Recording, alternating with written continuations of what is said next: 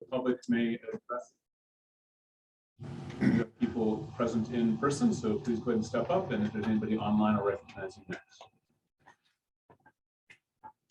Yes, please. Tracy Finch, West Main Street, Watertown, Wisconsin. I want to first state I'm disappointed to read the WSD Summer School COVID-19 information for families and students, but I am not surprised that this district is not implementing additional COVID safety protocols for summer school, not even having any mitigations in case if there would be a certain level of an outbreak is dangerous. I am guessing this year, summer school, there have been absolutely no more students getting temperature checks or asking about their well-being with their symptoms. Even the district website for the COVID-19 dashboard has stopped, which was last updated June 8th. How are you supposed to know if our children are in close contact? There's nothing in your summer school information about how you will contact a parent. Nothing with emails, letters, or even phone calls. Let me note this. If someone had COVID in the past 90 days and then was in close contact with someone with COVID, that individual can catch COVID again within 90 days, even 30 days. Omicron can infect someone over and over exposed, no matter if you are vaccinated or not. It's just if you're vaccinated, the symptoms aren't as bad as if you were not vaccinated. So the term past 90 days is out the door and doesn't matter anymore. You don't even need a fever to be contagious with this variant. It can sneak in with very little minor symptoms and cause problems. I understand this district wants to go back to a pre-COVID-19 as back in the way things were in 2019, but I'm sorry, you just can't do that. You're risking a lot of students and staff's health, meaning both physical and mental health. This district needs to bring back and have better COVID-19 safety protocols and safety plans. Though, by the looks of your district's website, you're discreetly getting rid of it. Another thing is, again, with your policy 4133-5414 communicable diseases, I advise you to revise this policy. A policy for communicable diseases and viruses is important because it drives procedures and protocols, allowing the school to protect the health and safety of students and staff. Absolutely no loopholes using me consistently. It is not a policy if you have loopholes in your policy. So I would like to see the following happen with this district. One, revise that communicable disease policy with no loopholes. It's not a policy if it has loopholes. Get a COVID-19 and other communicable disease illness guidelines into place, meaning bringing back COVID-19 protocols and safety plan. Have mitigation measures in case cases of sick and /infected students and staff go up and having COVID or even influenza, meaning if cases get to a certain point, you do a certain thing to help protect others without getting infected. I also want to see a solid mental health curriculum to somehow be taught in this district from kindergartners through 12th graders. Problems can disappear if things get brighter for a student, but the problems can get easily buried under the surface to only resurface with worse consequences if that student doesn't know how to handle the situation from the past. So please, for goodness sake, listen. Thank you. Is there anyone online?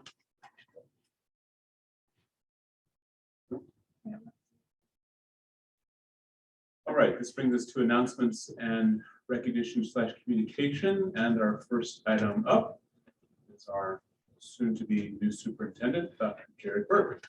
Welcome, sir. Thank you very much. I'm really excited to join the team. I know you guys have a solid team of individuals here, and I just can't wait to get started. I'll be in district tomorrow morning to do some paperwork. Thursday, just to kind of get things straight, and then start my job Friday. So appreciate that. Thank you very much. Formal votes on that contract later this evening. Any other communications and recognition? Thank you. Then we will move on to strategic discussion. The first item up is the district scorecard. Dr. Patel. All right, Tyler's going to queue up the slides that were posted and your board update. information we're sharing here tonight is simply interim data that is part of the overall district strategic.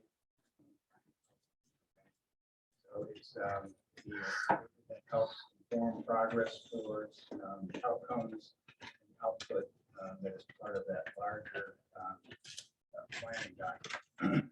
So folks that have been involved in the planning committee, others as well, should have some familiarity with what you're seeing here. Certainly have been part of the conversation as the years progressed. The first slide you're looking at. And Claire, I'm sure. This references the STAR benchmark data, which is administered to our elementary and middle school students. It is used as an indicator of progress towards proficiency on the report card. At least that's its intent with respect to this plan. As you can see, the end of year goal, we started in reading at 44% of our students reaching the benchmark, the growth benchmark in STAR. The goal for reading was 60.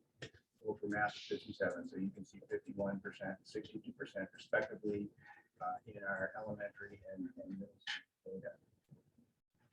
This is not proficiency in the sense of the percentage of students who are skilled at reading comprehension or numeracy. Rather, it is the percent of students that reach the STAR benchmark, which is set at 40% of growth. That's the sort of sweet spot that Renaissance identifies for student growth within that testing system. Each student reaches a scale score that is at that 40 percentile or greater, and that represents their progress towards academically similar students, those with similar score histories. So it really relies on a nationally normed group of students to be able to create this predictability against which our student performance is measured. So it's not a proficiency measure, it's a the percentage of students that reach that benchmark in STAR. So the other qualifying information on this slide, but it is one that we will continue to monitor. It's a highly reputed benchmark assessment throughout Wisconsin and the country, and so you'll continue to reference STAR scores in the country.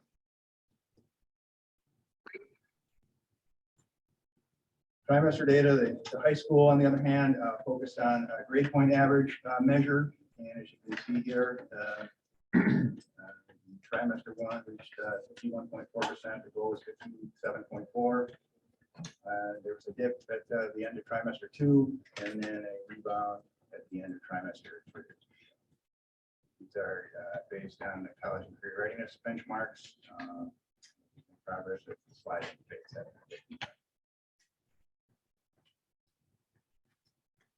Questions at this point?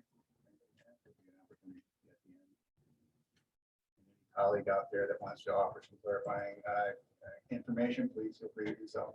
Would you rather have questions slide by slide, or would you rather have it up there? Why don't we wrap it up, I guess? Good question, Diana. Thank you. And then we'll take questions. Is that okay? There's only a few slides. So.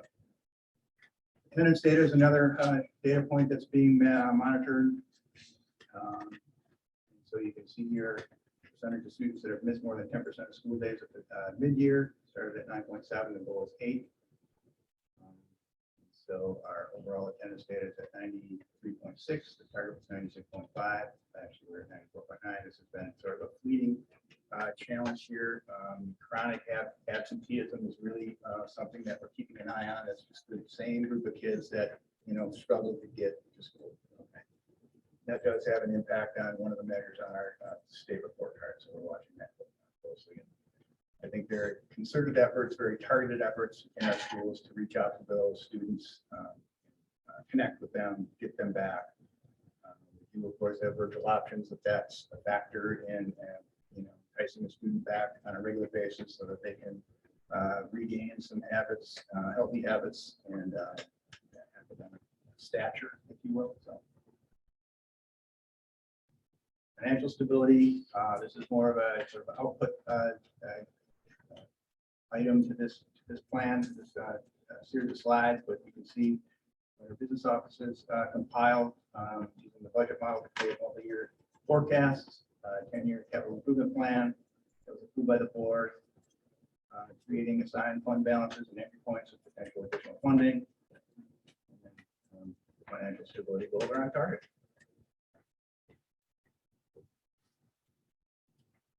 And then enrollment growth.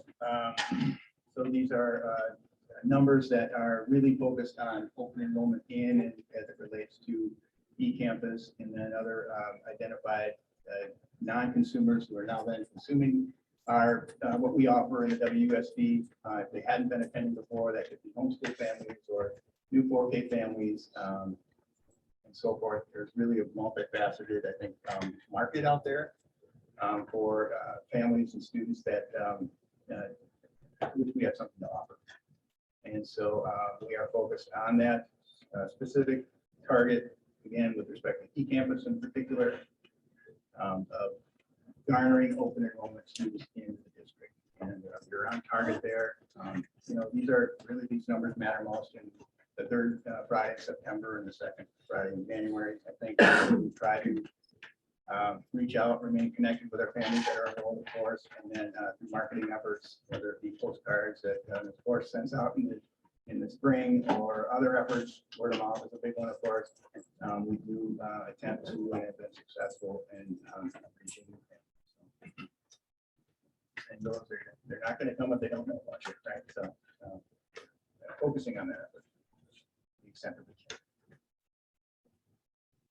All right. So again, just a quick overview of the highlights of the scorecard. Again, I should back up and mention that this is also a byproduct of this efforts around implementing our Studer continuous improvement plan and model. So the scorecard process is part of what our teams use at the sites and at the district level to, again, remain focused on our overall goals and use incremental data inform what's happening, and then make adjustments when things aren't going perhaps the way we'd like to see them, because that's really what accountability is about. So. Questions or comments from board members? I'll start off. That's okay. So if you could go back, please, to the literacy data, please. So, board members, given the relatively new composition of the board, I'd like to ask you all a question, which is, would you benefit from seeing a multi-year view on that STAR data and our proficiency data, so you can see students like move grade through grade, and just see that view? We've had that at the board before. It's been very beneficial in understanding how does that number move over time, and also how does that number actually relate to the actual proficiency scores. Clearly, we expect some sort of correlation. We recognize they measure different things in a certain sense, but we're expecting some kind of correlation, or something that is as a benchmark. So really, it's a question to you all. Would you be interested in having such kind of presentation? In which case, we can look to schedule that in the next few months at some point. Please. I would answer that. That was actually one of my questions, is how can we better make use of data, seeing more data? I know we're supposed to take the 5,000-mile view, but sometimes being too far up we don't see how and why. And that's what I was going to suggest, because when you look at it a multi-year, it enables you to see trends, and that's what we as a board need to be looking for, right? It's not so much the immediate data point right in front of us, it's what's the trend doing. That's really our best informative perspective. And then skipping to enrollment. Can I interject? Yes, Can please. we ask additional questions after this one before we Yeah. jump through? Is that okay? Okay, go ahead. Yeah, please. Okay. Yep, let's stay right there. All right, so save literacy. Thank you. You talked about the STAR benchmark, and you mentioned that it's the 40th percentile of growth, kind of a thing. I know that, and again, being a new board member, you kind of look at things. I know that through the goals that you had for this year, it was making that jump from 69.1 to 74.1.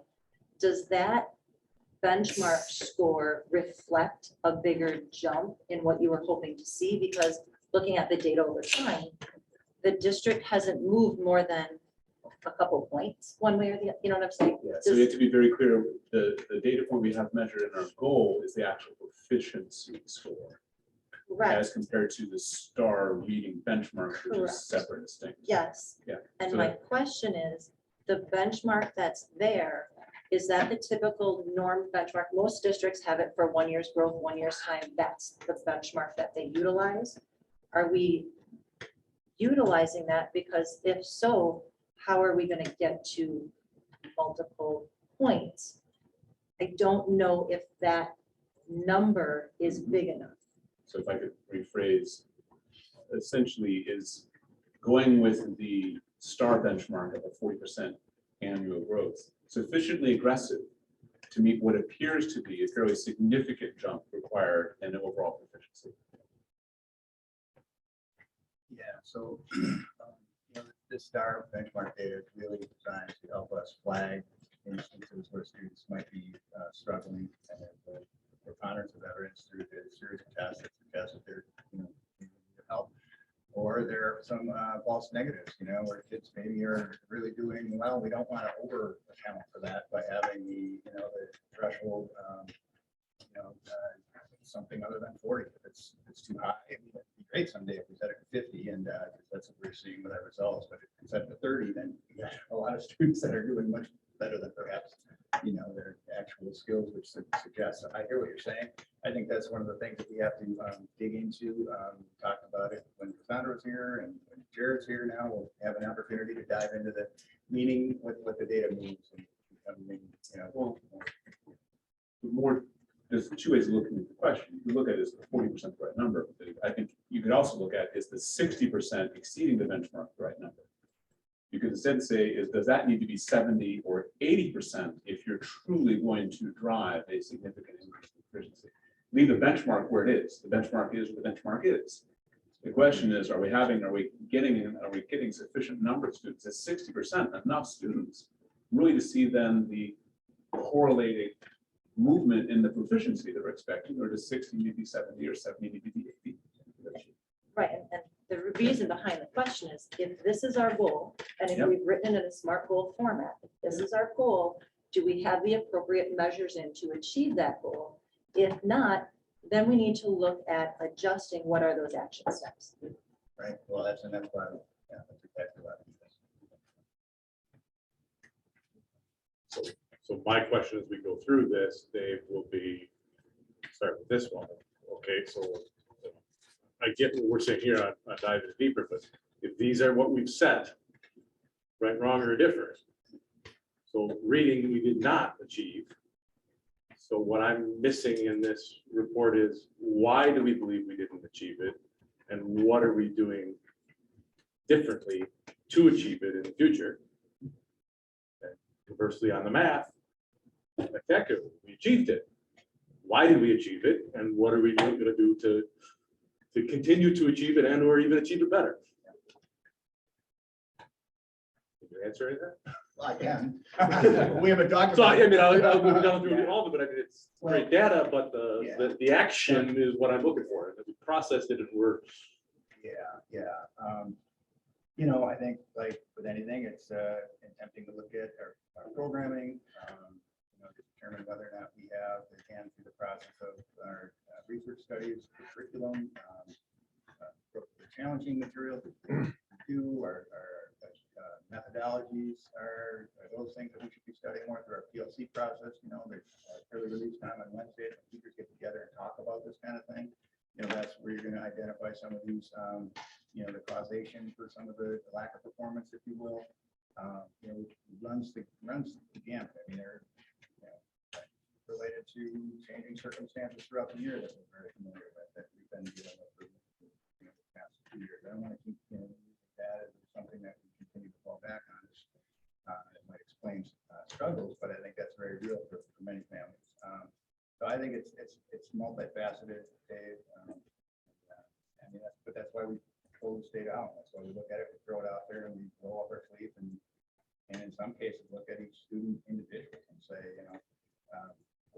going on in this particular instance that we can address immediately based on the information that we have from these interim assessments. So what I'm hearing is, not yet, we don't have that. So then my question would be, when can the board plan to see that? I mean, I think when we pull together as an admin team, discuss the fall SLOs, when you guys get a chance to see the data up close and personal with our rotations and so forth, through future ed services meetings. I mean, I definitely think a goal would be to, more, I guess, granularly look at some of this data and what it's telling us. Because I think a big part of what we don't know collectively, not us necessarily in this room, but misconceptions about data is just kind of looking at the color on the report card or the color on the report and suggesting that green means, good, which typically is the case, but what does it really mean when you peel back the layers? So becoming a little bit more data literate.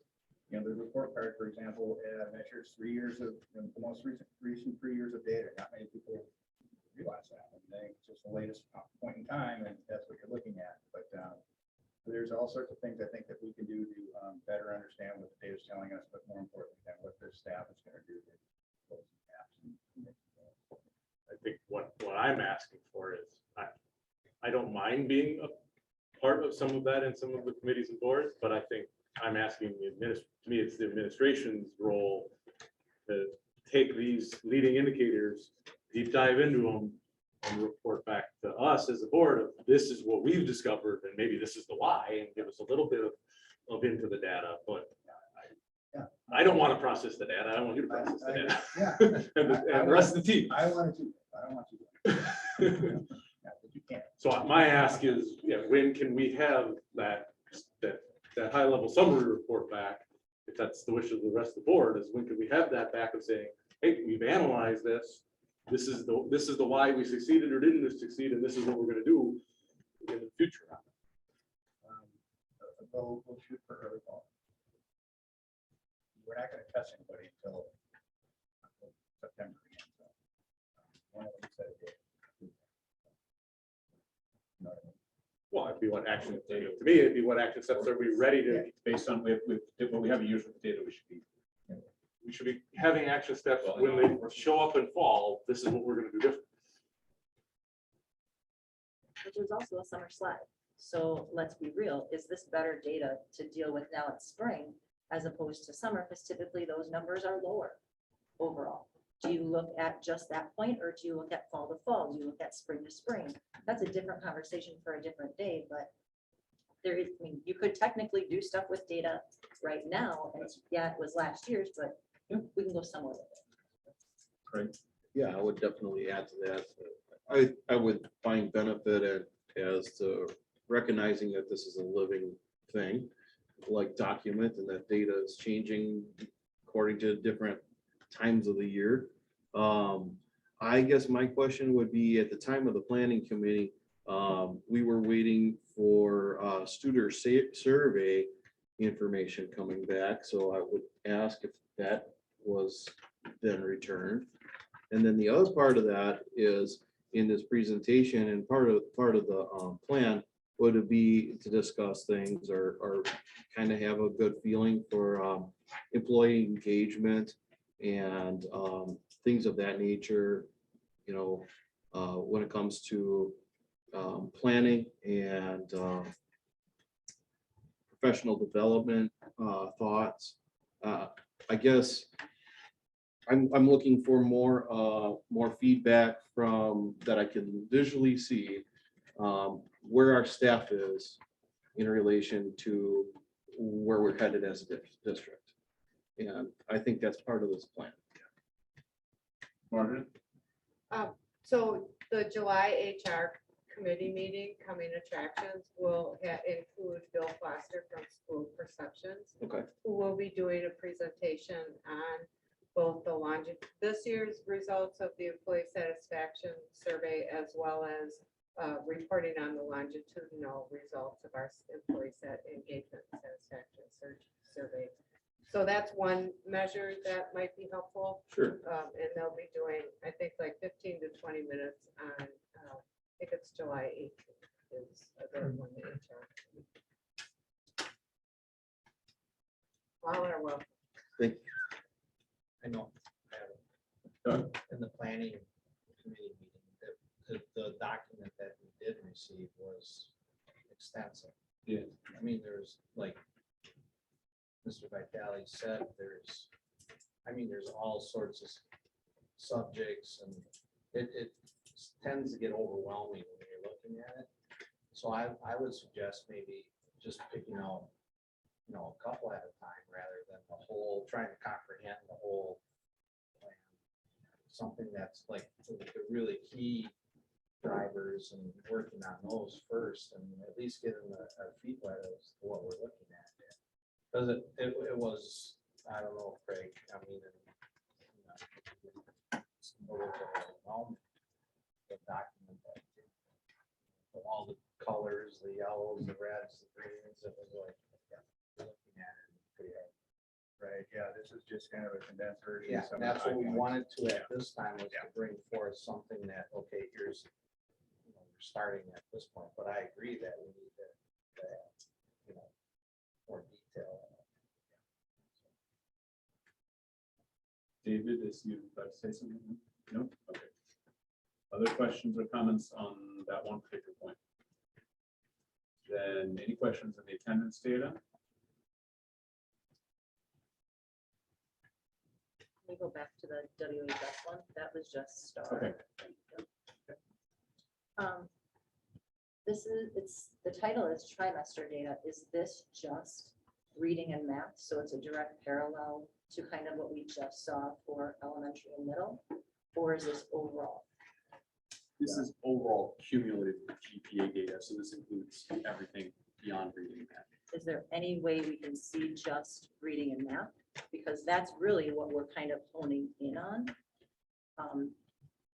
And if not, my bigger question is, we're looking at a 2.8 GPA, which is a C+, and that's kind of average. Again, if we're looking at 69.1, if we're looking for that substantial growth, great, I'm appreciative. Show me the 2.8 GPA. What about 3.5? What about 3.2 or 3.8?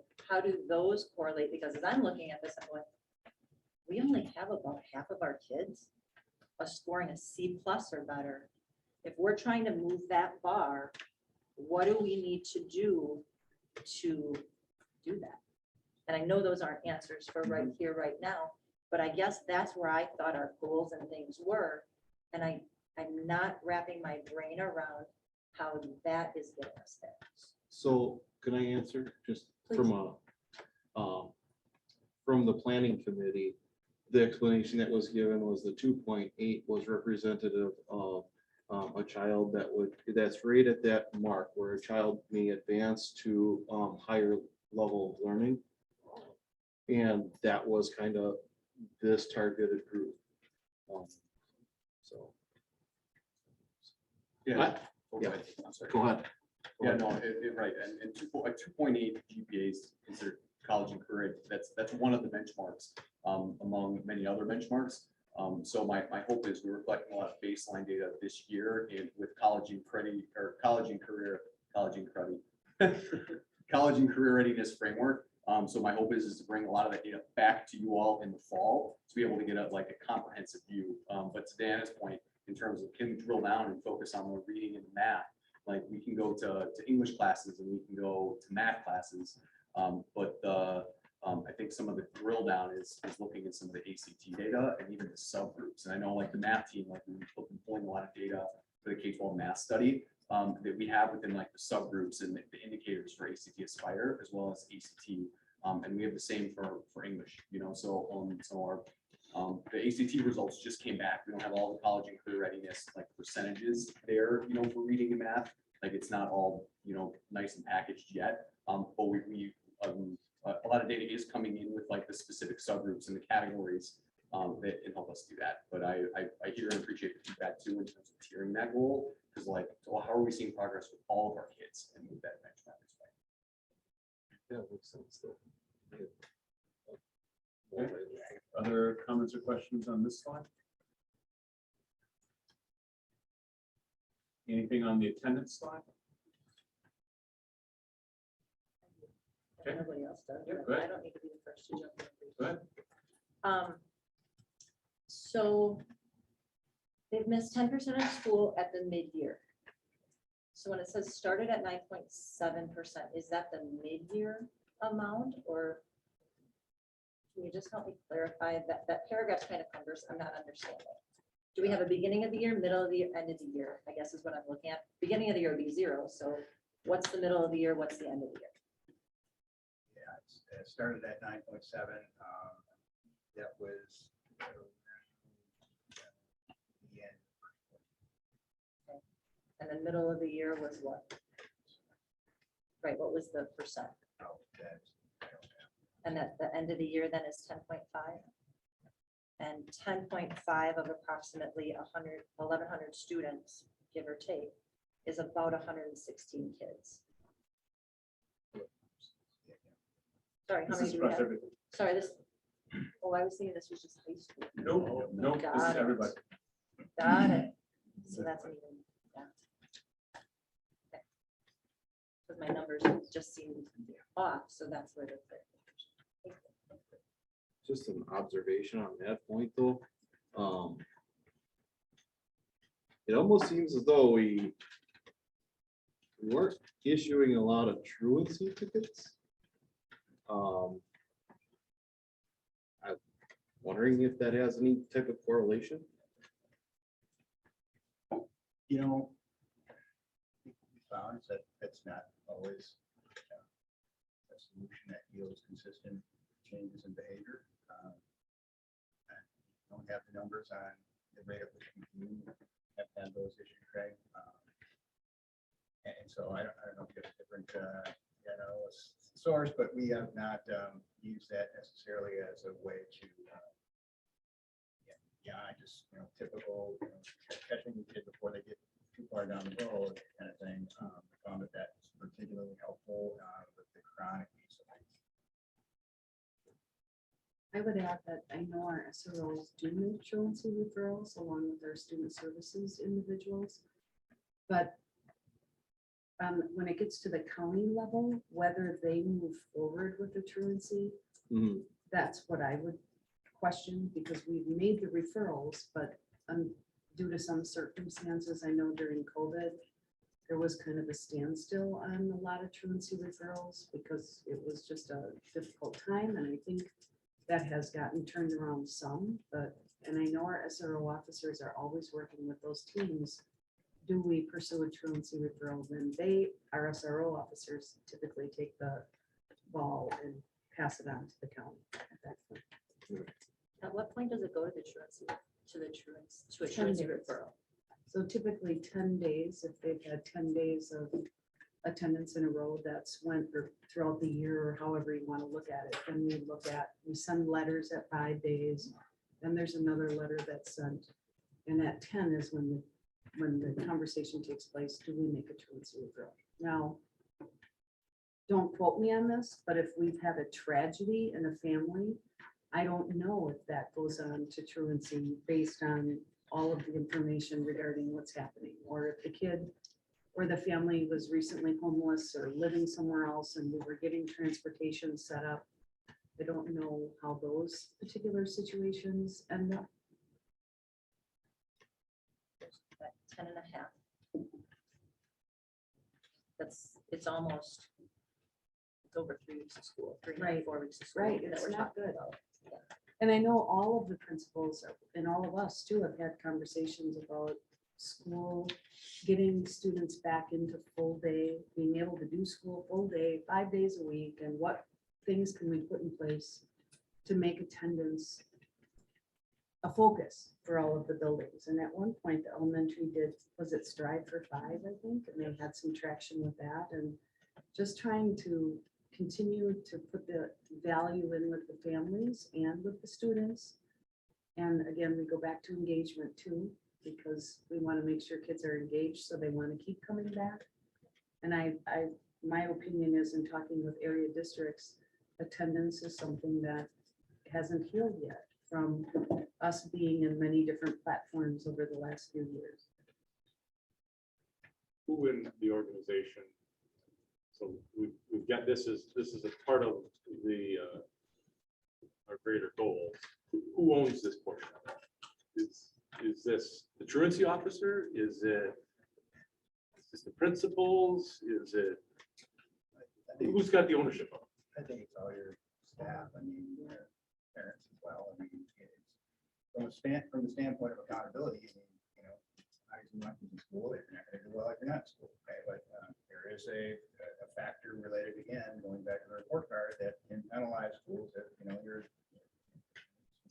absenteeism at a certain level. So it's something that we treat very seriously, of course, Dave, and I know in the past, as I mentioned earlier, previous efforts have gotten as granular as our APs calling families on a daily basis, making home calls, making home visits, that kind of thing, to the point where we're visible, and that can make a difference, but that's something that requires some sustainability that can be maintained. So we all. But his question would be, yes, everyone has a piece of it. Where he's going at, though, is from a plan perspective, if you put a goal on the board, there should be one or two people who own that goal and are going to drive the conversation on it. That's the accountability. That's And the you just like, I know we get the next slide, financial stability. I know who owns that one. Looking at it. And if I ask Dave, Dave's going to say. And I'll go back to what I said. Yeah. Everybody who has kids in their building owns that goal. But everybody is not going to be somebody who comes up with here's the action steps and here's what we're doing, here's our progress on them, and brings people together to say, okay, it's is or is not working. What are we going to do next? That's the point. It's like somebody's got to be the catalyst. When he talks about ownership, he's saying who's going to be the catalyst for this area that will drive the conversation forward. Because people may have different perceptions. They may wonder, they may think, oh, but this is the truancy abatement officer. They're on it. They're on it. And that person may say, absolutely not. It's not me. And I would say, especially at the upper levels, I don't think we want this to be a main thought process of our teaching staff. I mean, they need to be supportive of it, absolutely, encouragement of it, but I don't think that's where it lives as a responsibility. So I think there's a couple feedback points for the planning committee out of our conversation here. I think you're getting one consistent feedback in terms of, are our expectations high enough on some of these measures to actually create the change that we want to goal? I think on this one, we have a question of who owns this? Who's going to drive this one? Because we're not clear on that. And again, maybe that clarity exists within the organization. It's not present in the room at this moment, which is not fine, right? So I'm just kind of like focusing our feedback back to the planning committee, who then can work on moving this forward. Anything else on attendance? Well, just, I guess my comments are more geared for the fact that I'm looking at situations where if there's, a need to expel a student, and there's an ample opportunity to get them into the building, but yet we're not able to communicate that somehow to individuals, we're not setting that child up for success. And sometimes, in my perspective, the best way to get a parent's attention is to issue a truancy ticket. Get them in the building. And I'm just kind of questioning whether or not we're firm enough on that sort of thing. Okay.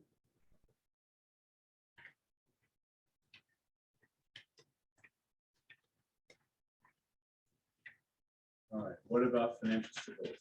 Any comments on that?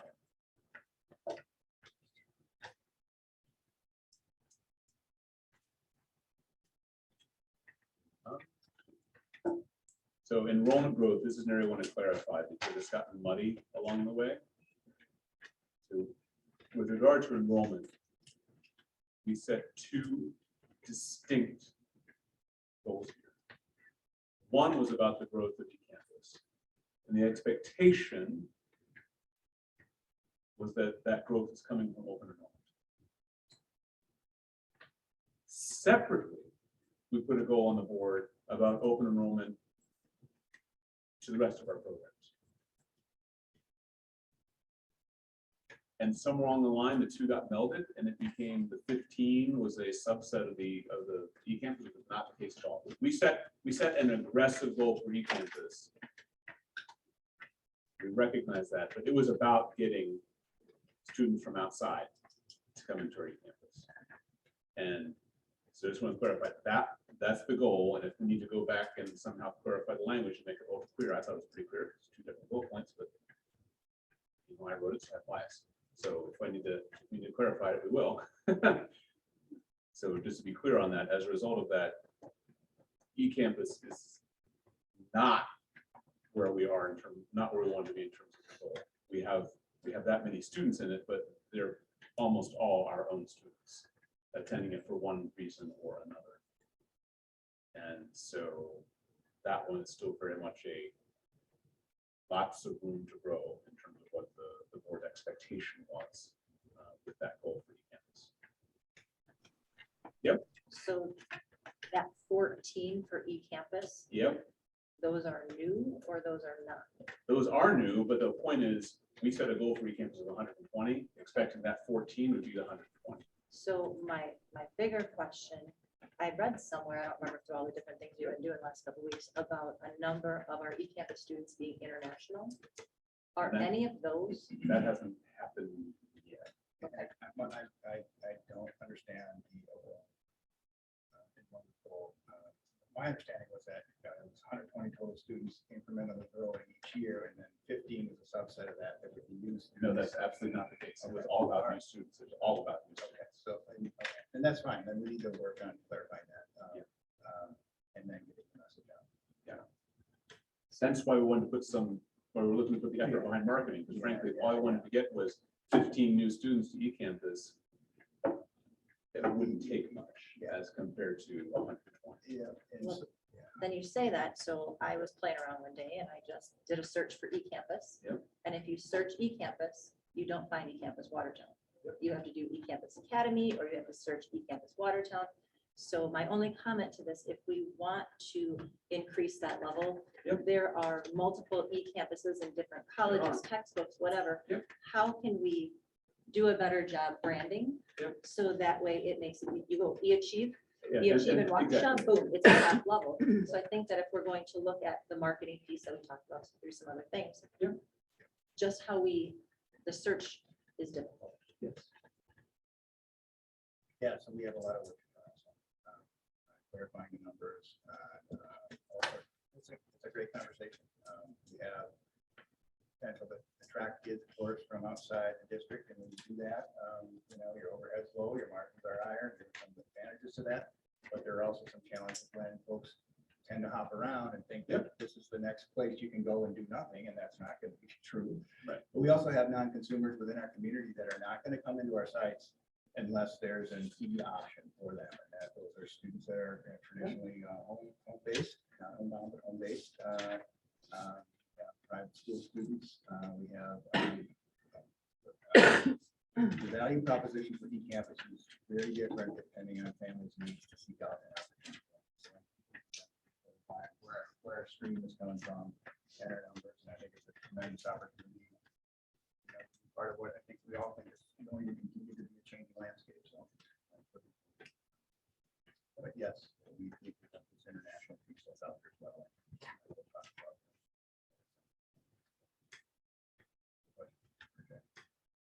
Any other questions on this? Comments on this? I think that is the end of that. Unless you have any final comments. All right, thank you very much for that. This moves us on to S3, and just to make a note, we do have the resolution itself on the agenda, so I don't know whether as a board you wish to engage now and have the conversation, or you want to wait and have the conversation when we have the resolution. What's your pleasure? I just said no. You just said the opposite. I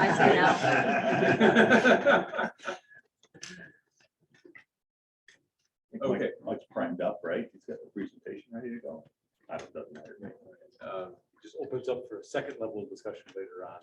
Yeah, I only want to do the question, I only want to do it once. I only want to do it once. So if we do it now, I'm really going to make an effort as your facilitator to curtail discussion we get later. So what do you want to do?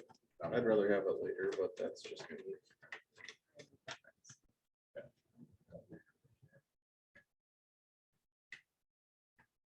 All right, let's save it for later. Save it for later.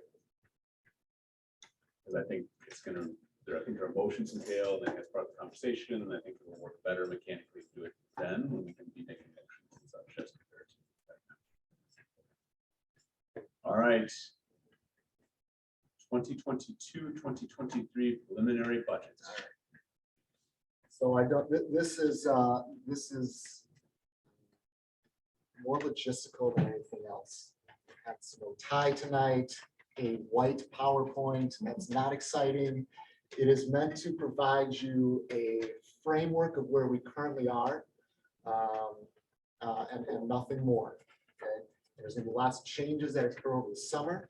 This easy for me to say, preliminary budget is wrong. All these things, but there is a process that we need to be involved in to be able to set ourselves up to understand what we, the heavy lifting that we do come October. So the timeline, just for those, go the next slide, Tyler. The timeline, just for those who are new, it's kind of a wonky thing in education where you have a start of the fiscal year July 1 and an approved budget for that year at the end of October. So you're essentially working almost 4 months of the year, right, third of the way through without a budget. So what this preliminary budget does is it gives a framework to say, district, you continue to operate your normal capacity, because we understand a framework is in place and that things are changing throughout the summer before October. So right now, we're doing lots of budget adjustments. We have new hires coming in all the time. We get lots of questions. Is this in the budget? Can this be in the budget? What would we have to do if this isn't in the budget? What would have to come out of the budget? So those conversations are happening pretty consistently over the summer. It's very exciting. While all that's happening, we're really gearing up on the revenue side for that third Friday membership count. That's the thing that's going to drive almost 90% of our revenues.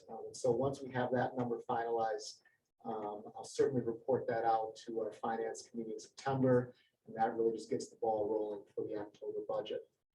In September, I'll bring to the finance committee what we call the published budget. That's what gets posted in the newspaper. It's the hearing out, the time and place for the budget hearing and the meeting for that. October 1 is like Christmas for me. We get property valuations, we'll get finalized state aid numbers in October, and then I'll do the little show for you on the annual budget, and you'll approve the budget and the tax levy in late October. So that's just a brief overview of the timeline for those unfamiliar with that process. So like I said, the purpose here is simply an initial framework of where we currently are. It authorizes us just to continue in operations starting this Friday. It gives you an update of where we currently stand on different variables and what's in the budget and what isn't in the budget. And just so you're aware, DPI, Department of Public Instruction, they don't have an official format for what to approve for preliminary budget. They certainly do for the published budget. They do for when you approve the original budget in October, so they call it. And so this is just more of an informal process than anything else. I can't really go a presentation. I was throwing a few like slides, a few graphs. So Tyler, just real quick. One thing that I do want us, so right now we have a balanced budget in place, expenditures, matching revenues, but it's important to recognize there's still a lot of leeway between those two numbers and lots of things can change.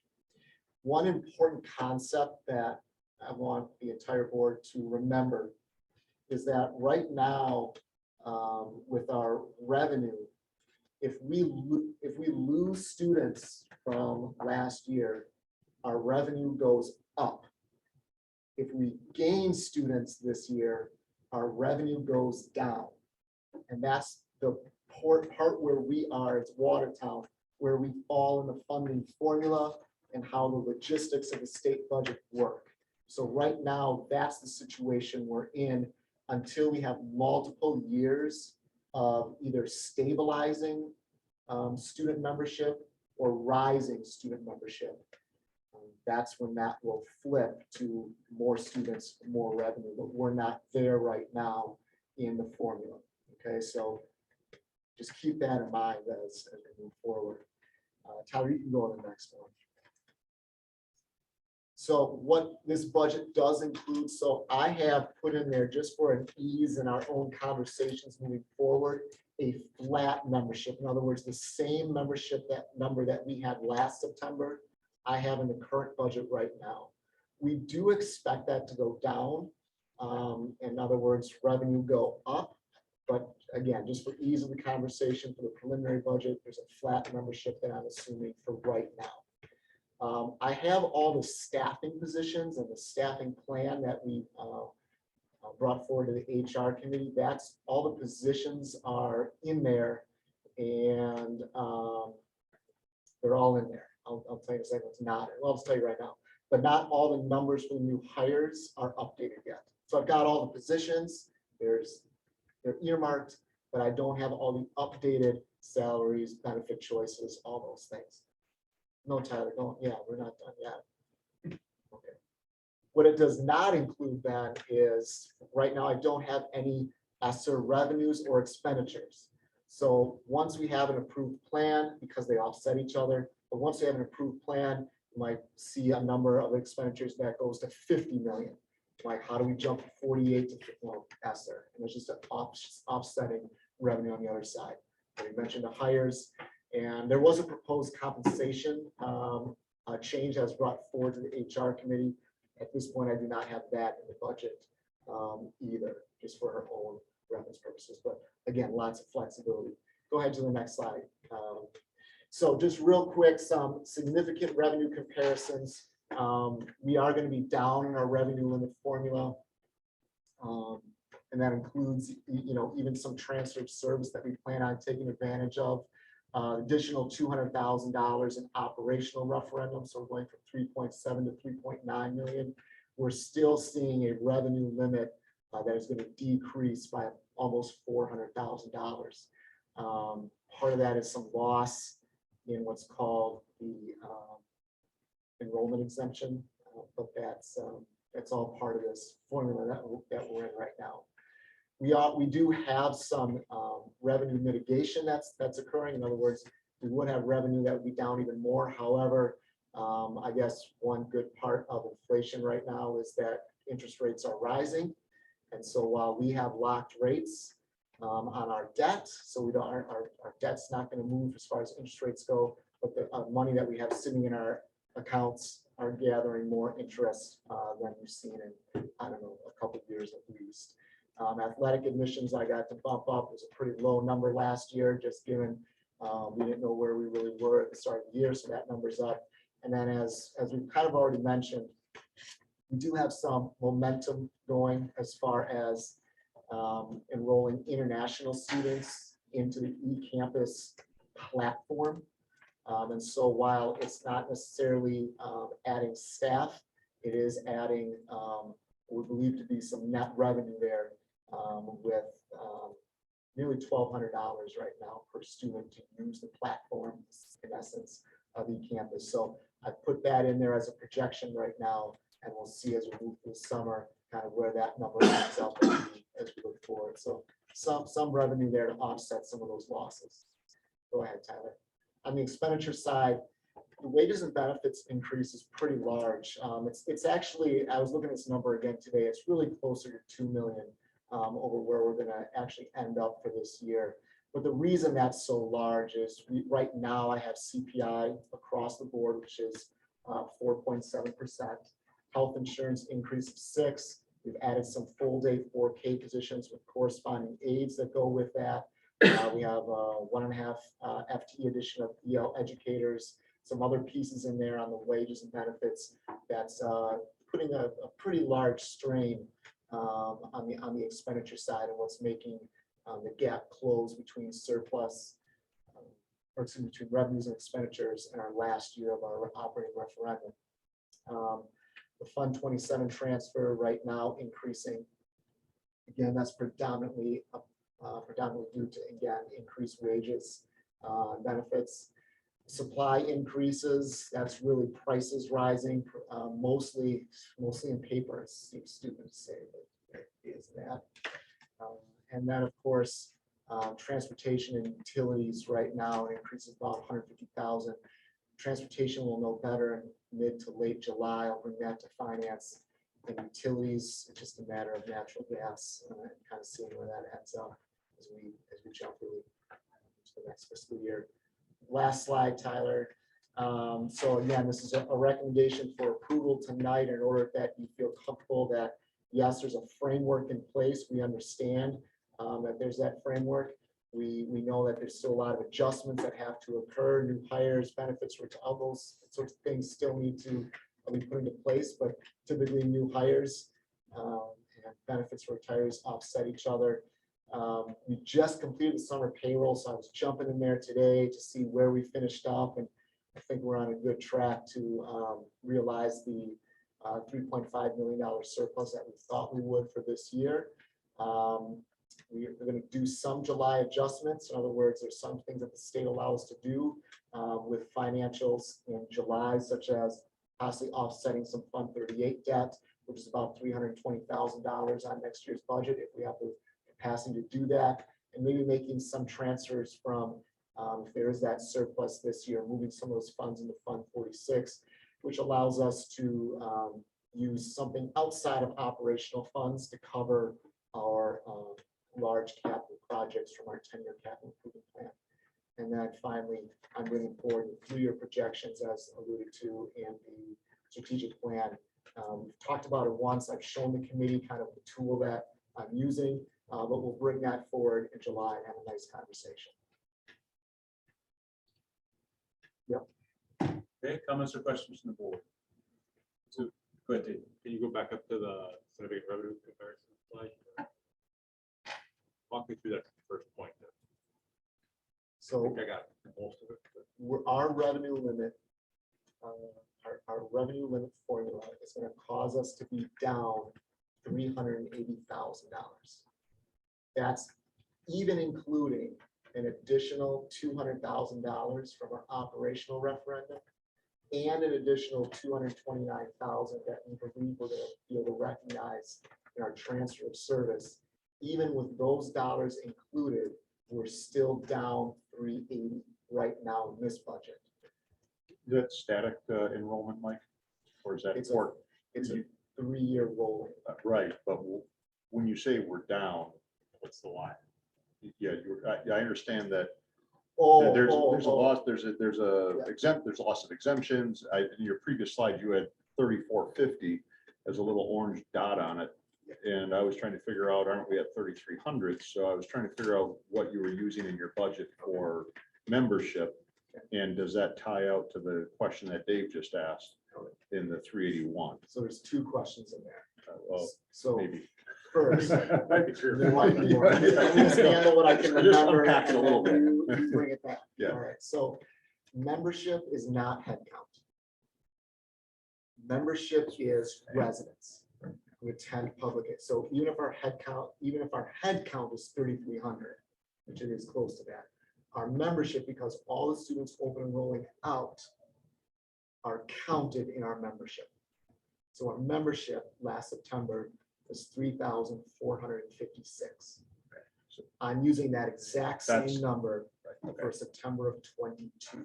That was my first question, and then Okay. I misstated my follow-up to it, but I wanted to know if it was static as far as are we using the same head count as we did last year? And Yes. the answer is yes. Yes. And I misdefined membership. Yep. You answered my first So question. now if membership goes down, we gain revenue.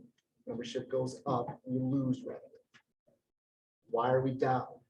Because we still use a 3-year rolling average. The previous 3 years versus the current 3 years. So 19, 20, 21 average versus 22, 21, 20 average. The state compares those, and if you're down, you're going to lose some revenue, okay? On top of that, the state tries to give you back some of the funds that you're losing from having that declining membership. but we're not gaining all of it back because the loss in our, I know, the loss in our membership is slowing. So the state last year would have said, we're gonna give you this much additional money because, wow, you lost a lot. But that doesn't stay with us forever. Now, because that loss is slowing, they go, we gave you that much this year, we're gonna give you a little less this year as we kind of glide into that loss of membership. So important thing to keep in mind is the general principle of the formula starts with, at a high level, here's how much money the state thinks you need to run your district. And then there's two big pieces to that, your local tax levy and the state funding. So even though our revenue limit could be going down, meaning our local levy is impacted by that. And the state, so you can have some offsetting state revenue. The whole point is it is down, but there's complexity because there's a different impact on the local levy and the state revenues. So we're down, Dave, because we are losing membership. The state is not giving us as much money to offset that loss as they were the previous year. So we're assuming a slow. To the tune of about 800 grand. To the tune of about 800 grand. Hence his note earlier, the chart showing you that unless you go, So we're gonna have to unless lose you go more. way up. Right, so- That's the goal. So this is, The hit bottom and Right, you have to hit bottom, and after bottom is pain. yeah. Exactly. I mean, the state basically penalizes slow decline and slow rise or stability. You have to either be moving down fast, or you have to be moving up fast.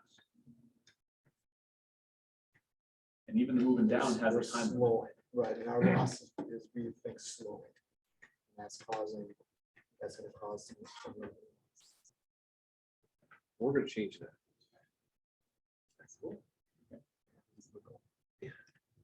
But also realize that even this number is showing when we get to the tax levy comes, then we have to figure out, and how much of that money is coming from the state versus how much is Yeah. local revenue, and now you've got an additional complexity situation. We do expect state aid to go up Right. this year. That's in the biennial budget. And And it's a zero sum game. So Yeah, if the state money goes up, then our local will go down. And did you forecast that, does this budget include a biennial budget of increase from state aid? yes. But all that, so the revenue limit is property taxes plus state aid. Mhm. Yeah, so I could say we're increasing state aid by 25%. Oh. All that means is property tax Got it. going down 25%. Right, exactly. That's just a trade-off. It's a zero sum game on the total revenue.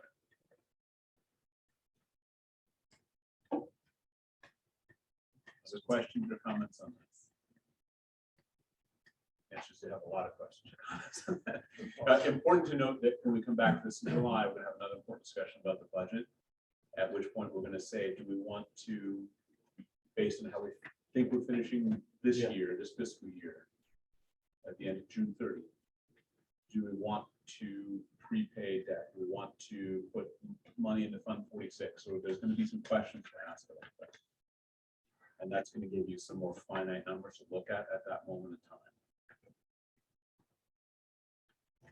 Any other questions or comments on that? Thanks, Mike. Thanks for providing a very useful presentation. Okay. Reports, superintendent reports.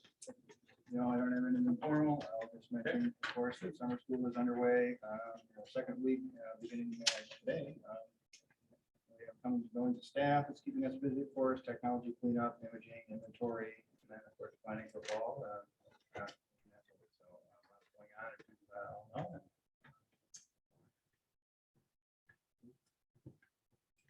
Fiscal management. Let's see. We met out last Wednesday. We were all present, correct? Yes, we were. And myself, Tony, that Jenny was there, which was nice. Mark paid us a visit. Great time.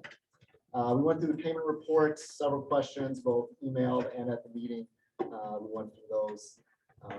The variance report, again, kind of skim past the variances. I'm really looking now just to the end of June and where we're gonna finish up more than anything. Again, dive into that today. It's looking really good. We had a whole bunch of $20,000 plus purchases. By a whole bunch, I mean like 10. Typically, we'd break those out, but we kind of lumped them together right now as one, or else you look and see like this whole line of resolutions. But we spent a lot of time on literacy material purchase, EL material purchase. We looked at the CESA 2 contract for audiologist services. We did go with, our proposal is for CESA 2 over another vendor at a higher cost. And so I don't know if there was unanimous consent on that, but we did feel comfortable going with CESA 2 for a number of reasons discussed at the Finance Committee. The rest of the things, the NAMI contracts and others that we can talk more about when we get to proposal if you so wish. We did receive money, a generous amount of money from Mr. Barton Benson from a STEM proposal that was put together. The proposal is attached with some detail on where those dollars more than likely will go. And just, wanted to thank the generosity of Mr. Benson for those funds. And so that's going to be for an approval tonight as well. We went through the fees, meal prices, facility fees. Again, those are all broken out tonight as 3 separate proposals. We spent most amount of time probably talking about the meal prices. We have not raised prices for over 2 years due to the need not to, because we're getting reimbursed from the federal government. And so with not doing that for a couple of years, we need to revisit it because there are no more free meals coming from that entity. We did increase, or we're proposing to increase prices by essentially 25 cents across the board. Maybe breakfast at the high school, 30 cents.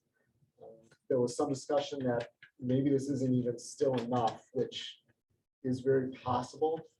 However, we do have a fairly large fund balance in food service, which is its own separate entity from the district's operations.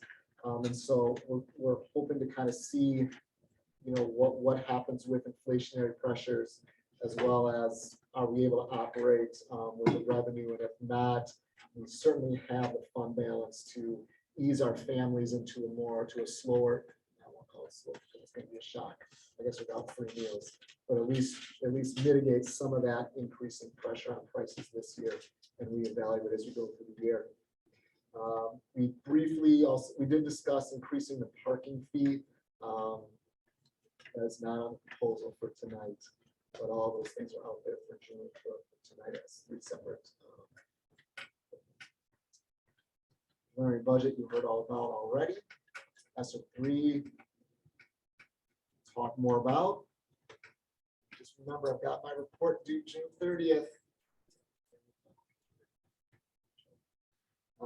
Finally, a land appraisal update. We're going to schedule. Tony's going to schedule a meeting to just go through our update on that potential next step. So July 20th is our next meeting. Yeah. Comments or questions on the report? Hearing none. Thank you. HR, Margaret and Tina's absence. Would you please cover that? So we met June 20th at 5:30 p.m. Our entire committee was there. We were also visited by Craig Wortman, Cassandra Shug, Mike was there, Jenny and Aaron were there, and I was there too. We went over the consent agenda, which is quite lengthy this month due to our successful hiring. I'm happy to report that we only have 5 remaining vacancies and are working quite diligently to get those wrapped up before the start of school. You'll also find, we discussed the summer school contracts. You'll see a shorter resolution for staffing for that area tonight. Our hiring, fingers crossed, in that area is slowing down and should be there might be a drip or a drag coming up in subsequent months. But for the most part, the hiring for summer school has been completed and has been successful. We also discussed compassionate leave. handbook adjustment to reflect a change in policy by extending the sick leave bank donation program from covering, just right now it covers only the catastrophic illness or injury of an employee. And we have proposed language in a resolution this evening for you to consider extending that to include absences or leave needed to care for a family member with a catastrophic illness or injury. And these are obviously rare experiences. We have maybe one or two each year where we go into the sick leave bank donations, but it is seen as something that would be a positive addition to our, for our staff, and we don't see it as being particularly excessive in terms of new costs or anything. This is our only leave that's donated from the existing leave banks of current employees. So we're not creating a new leave bank or adding additional leave. It's just a reordering of leave benefits that are already available to staff. So we did put together some guidelines for that, very similar to the catastrophic illness and injury of an employee guidelines. And we're hoping that you approve that, or I'm hoping that you'll approve that in tonight's resolution. This was something that was brought up from our staff a couple months ago. We were visited by a group of staff that advocated for this change in order to respond to some current needs of staff in the district. We also discussed the Education Compensation Model Review Committee work. That committee has been meeting, had met from November of 2021 through May of 2022, and developed some recommendations. We took recommendations that were developed based on the feedback from both a district-wide survey and the work of the committee members for the educator compensation model changes. You recall, some of you, that the educator compensation model review committee was supposed to start in February of 2020. COVID delayed that by almost a year and a half, and so now we're kind of circling back, having done our review, and we've got some changes that are proposed. We had a very lively discussion about the various proposals, and at the conclusion of our discussion about that proposal, it was recommended by the committee to refer that to the fiscal committee. It's my understanding that it's supposed to be, might be considered at fiscal next month. We also had Dr. Shug gave us an update on funding from the Greater Watertown Community Health Foundation. They increased funding for our mental health coordinator position, and that position has now been increased based on that funding to a full-time position in 2022-2023. We talked with Jenny and Aaron quite extensively about a teaching and learning staffing proposal, which involves the addition of one clerical full-time equivalent, a new position in that area to respond to some of the business needs of the teaching and learning area, as well as help to minimize or reduce the need for current LTE or temporary clerical assistance, and also the significant amount of overtime that has been worked in that area to respond to all the demands that are part of compliance and delivering services to the teachers, the administration, and the board from the teaching and learning area. There were additional questions at the end of our discussion on that proposal, and Tina Johnson will be collecting information from committee members, some follow-up questions, and then we'll be forwarding that to Jenny and Aaron for further information sharing, and likely that will be a topic at another HR committee meeting. The committee went into closed session to discuss the administrator compensation proposal, which was a subset of the educator compensation model review committee's work. That discussion was held in closed session. No decisions were made in closed session. And as I understand that proposal was also recommended to be forwarded to the board's fiscal committee for their consideration. Again, my understanding that may be on the July agenda for the fiscal committee. Having had a rather lengthy, almost as long as fiscal meeting, the committee concluded, and we are next scheduled to meet on Monday, July 18th at 5:30. Thank you. Comments, or questions on that? Yes, Margaret, the mental health support, is that related to the Dodge County counselor, or is that unrelated to the Dodge County counselor? My understanding it's unrelated, but I think Aaron has more detail about that. This is a coordinator, not the actual Correct. 2-day-a-week counselor. Correct. Which would, we put that into effect roughly September of last year, so that's going to be up One more for, year, one more. that was a 2-1, okay, it was a 2-year. We will have a change in staffing. The person that we had employed, the county, Dodge County had employed an individual that recently took a job somewhere else. Okay. So we will have a different person, but they're still funding it through the Greater Watertown Health Foundation with several districts. We don't pay Okay, any of but that. that's not this one. Correct. That's, I This just is wanted to verify which one this was. Thank you. So what is this one? So we have had a part-time mental health coordinator in our district that has worked a lot with social emotional learning and supporting mental health facilitation with families and working in our schools. Chris Wedding has been the person in our district that has had that role that has been funded. And so we're now increasing to a full-time position with additional dollars provided to us to help navigate. We have the WEA $30,000 that was given to us. And we are now a part of the DPI Wisconsin Comprehensive Mental Health Academy, where there are going to be an individual from each school and some administration attending. The Wisconsin DPI framework has changed a little bit for mental health. And we're going to be taking this next year to look at what we all have in place. What might we need, what is that going to look like? And we need an individual that can help facilitate this work and the conversations. And we're appreciative to the Greater Watertown Health Foundation and WEA for funding these for us. Any other comments or questions in that report? Thank you. Ed services and policy. Sure. As is tradition, we don't normally have the educational services meeting in the months of June and July.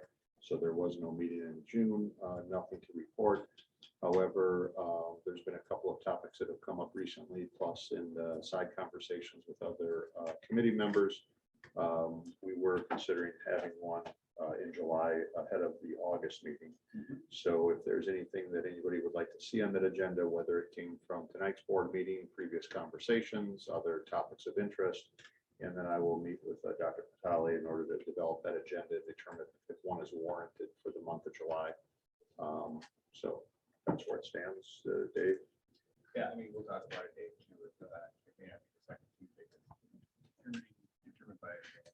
Right. And my second Tuesday, I'm not here.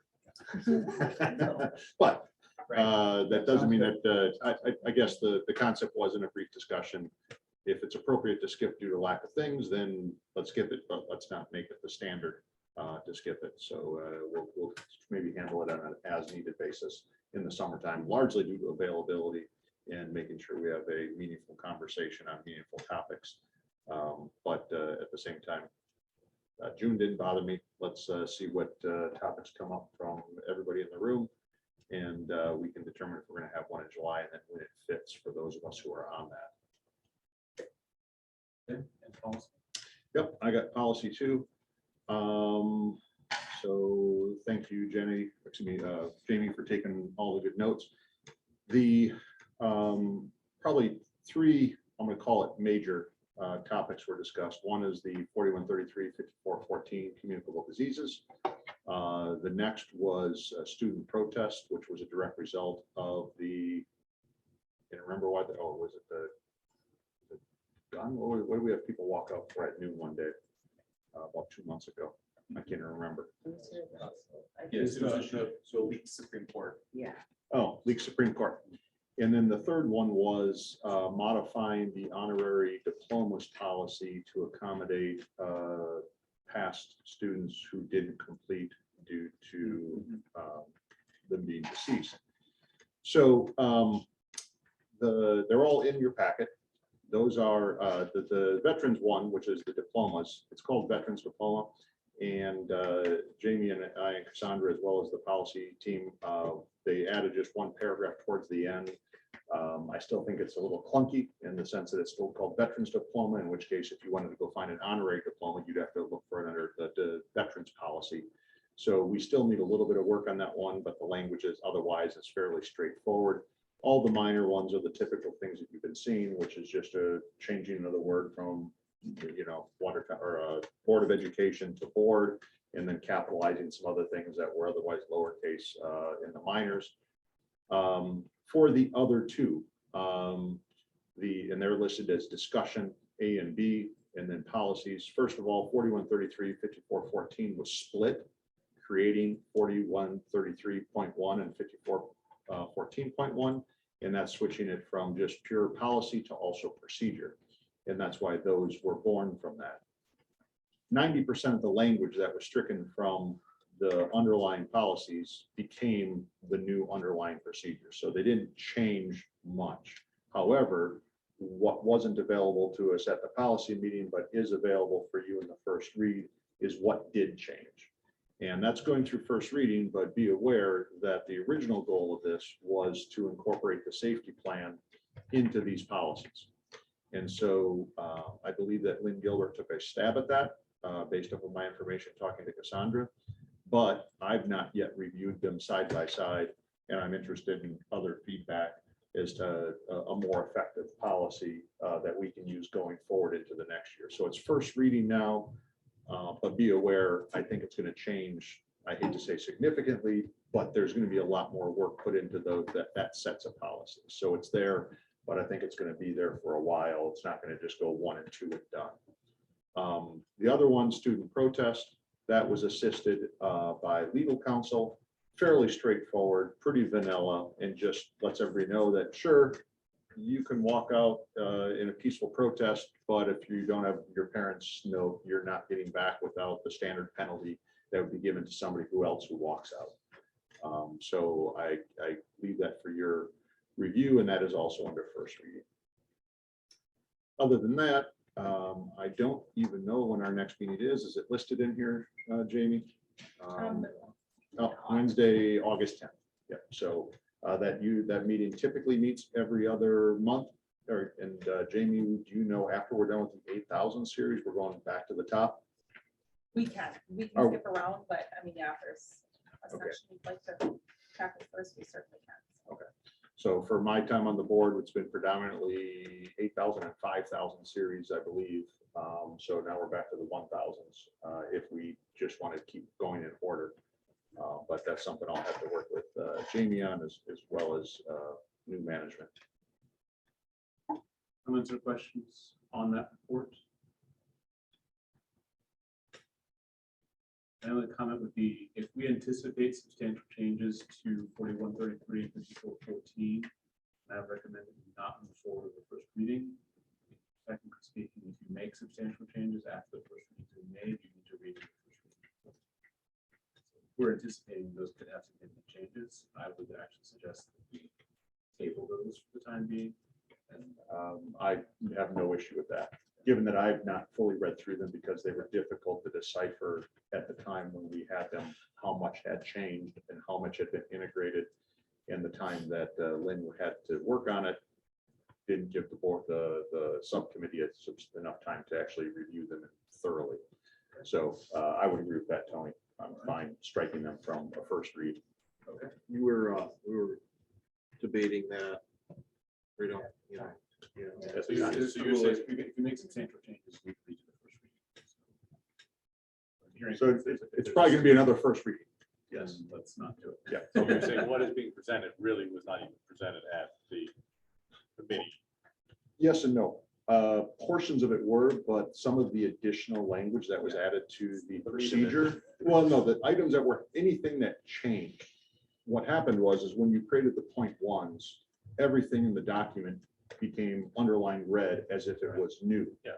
And there was no way to decipher then if something had actually changed in it, Right. because the entire document was new. Right. And so I asked Jamie to clarify that, and she did. So the policy you're sitting on now shows the aspects which had been altered when the two policies were split. But at the time, we weren't in a position to review that new language. So the policies committee never reviewed the quote unquote new language. We're aware the policies were split, and we were aware that Lynn Gilbert worked on some aspects of it. But we haven't really tried to, what do you want to say, put it through its paces to see if it will get us through the next pandemic, which is ultimately what we have to check it against. And so that's where I can imagine some of the larger changes are going to occur. All right, we'll address that in the consent agenda. Yep. Which is where we are. Consent agenda, resolution 9131 contains our minutes, committee summaries. Under personnel, you have resignations, retirements, and appointments.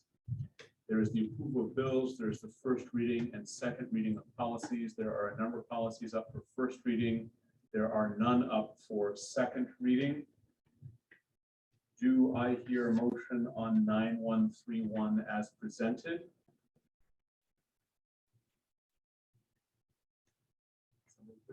Someone please. Doug moved in a second.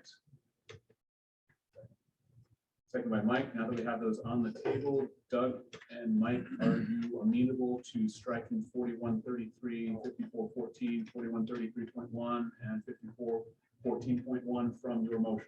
No.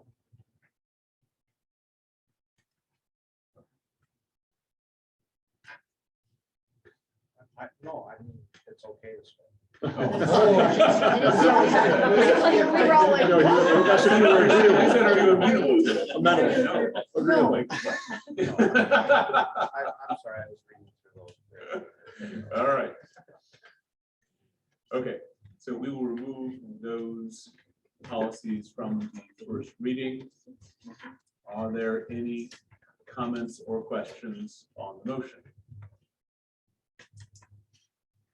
Hearing none, roll call vote, please. Diana Johnson. Yes. David Schrader. Yes. David Smith. Yes. Doug Will. Yes. Craig Wortman. Yes. Tony Arnett. Yes, Mike Higgins. Yes. and the motion carries.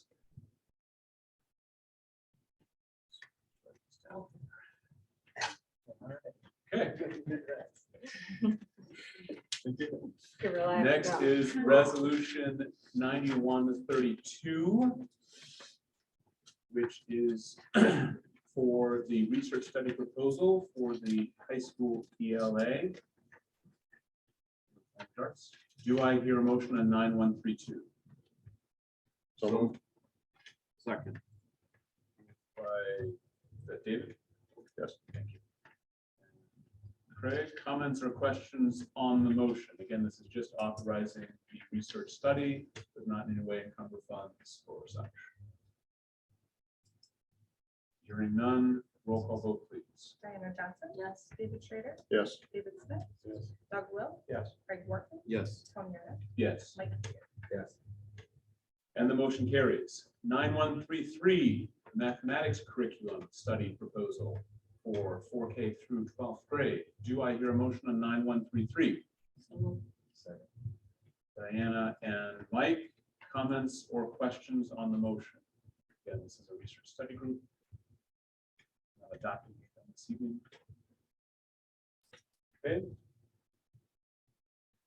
Roll call vote, please. Diana Johnson. Yes. David Schrader. Yes. David Smith.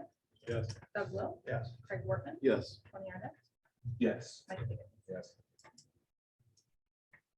And does anybody have any objection to rolling together 35, 36, and 34, 35, and 36 together in a single motion? No objections. All right, do I hear a motion on 34, 35, and 36? So moved. Second. By David, second by Doug. Comments or questions on the motion? Hearing none, roll call vote, please. Diana Johnson. Yes. David Schrader. Yes. David Smith. Yes. Doug Will. Yes. Craig Morgan. Yes. Tony Arnett. Yes. Mike Higgins. And the motion carries. Next is 9137, which is our contract for a truancy abatement officer. Do I hear a motion? So moved. Moved by Craig. Do I hear a second? Second. Second by Doug. Comments or questions on the motion? Hearing none, roll call vote, please. Diana Johnson. Yes. David Schrader. Yes. David Smith. Yes. Doug Will. Yes. Craig Morgan. Yes. Tony Arnett. Yes. Mike Higgins. Yes. And the motion carries. Next is 9138, school resource officer contracts. Do I hear a motion? So moved. Second. Craig, second by Mike. Comments or questions on the motion? Again, these are in conjunction with the city. Okay. Hearing none. Roll call vote, please. Diana Johnson. Yes. David Schrader. Yes. David Smith. Yes. Doug Will. Yes. Craig Morgan. Yes. Tony Arnett. Yes. Mike Higgins. Yes. And the motion carries. Next is 9139, summer school staff. Is there a motion? By Diana, is there a second?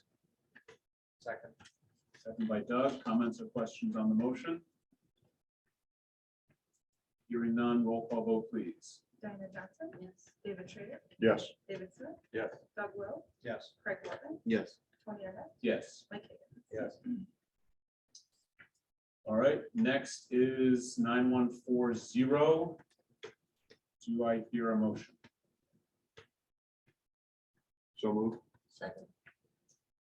By David, seconded by Mike. Again, I would just note we are extremely humbled by Mr. Benson's generosity to the district, $145,000 to support our STEM program. So, incredibly grateful. Any other comments or questions on the motion? Hearing none, roll call vote, please. Diana Johnson. Yes. David Schrader. Yes. David Smith. Yes. Doug Will. Yes. Craig Morgan. Yes. Tony Arnett.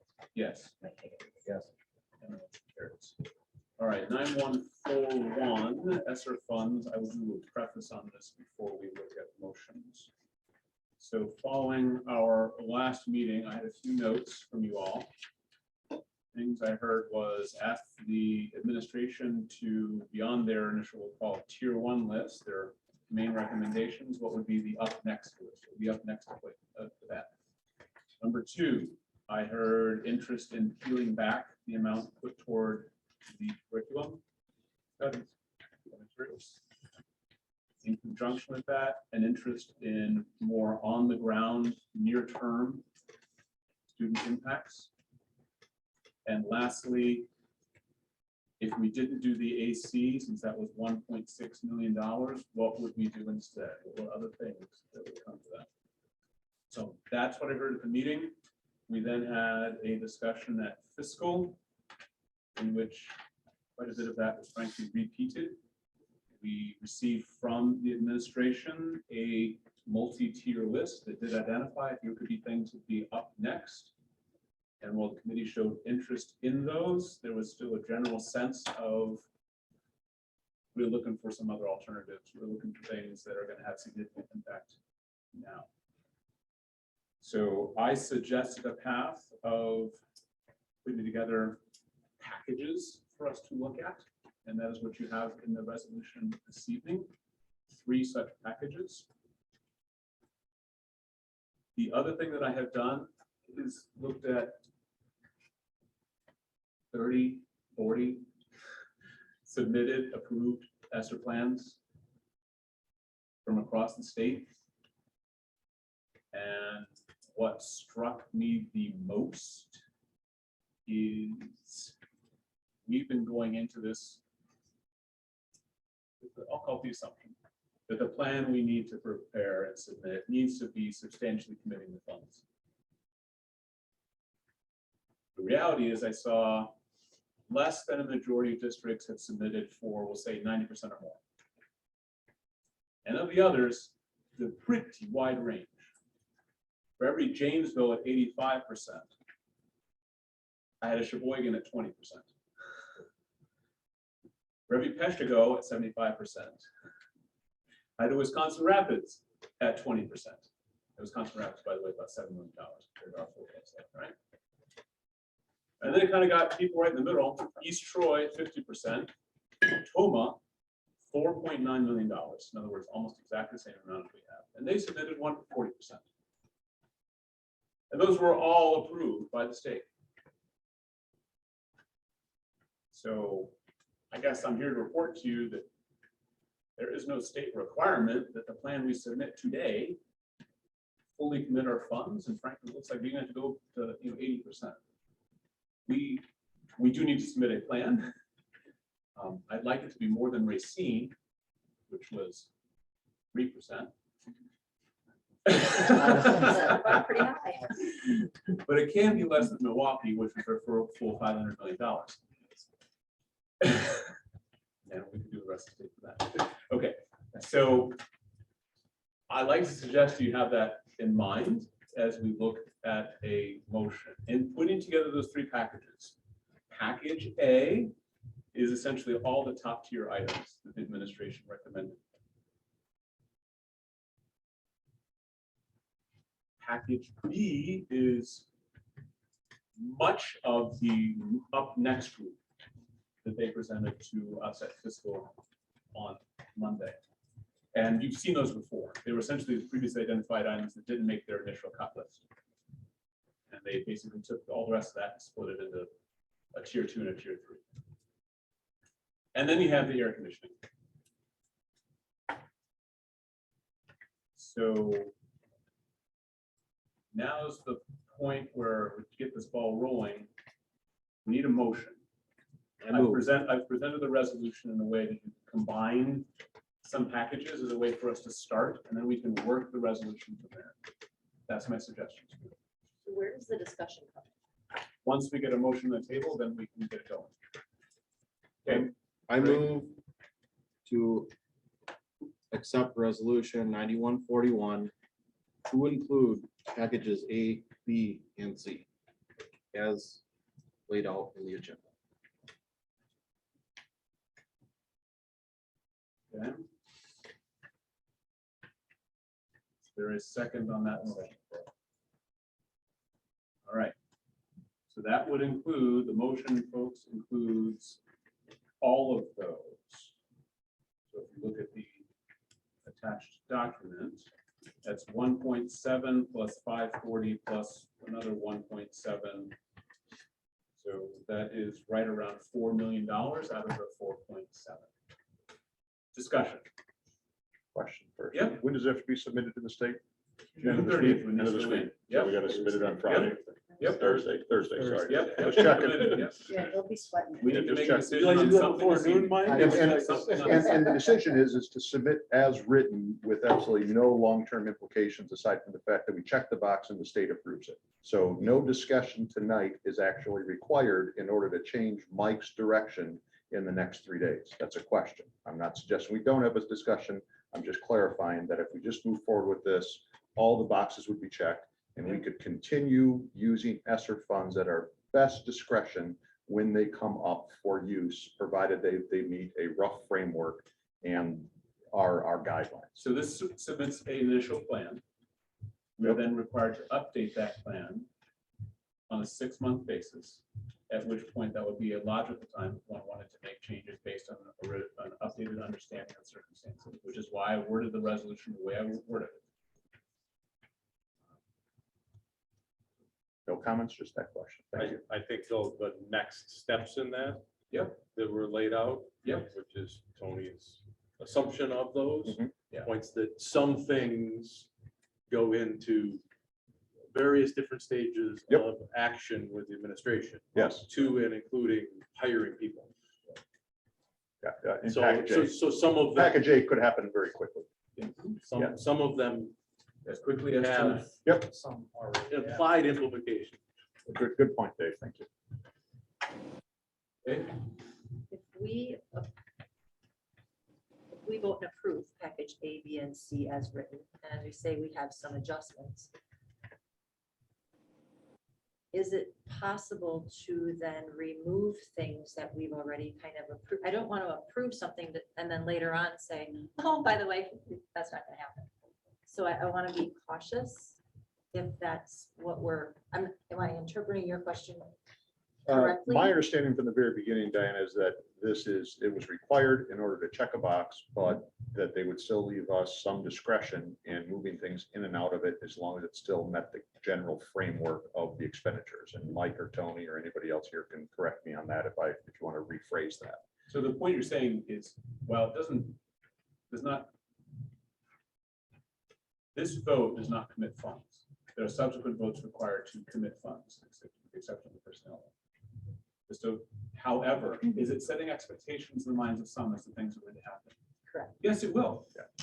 Now I've tried my best to word 1A to try and curtail those expectations a little bit.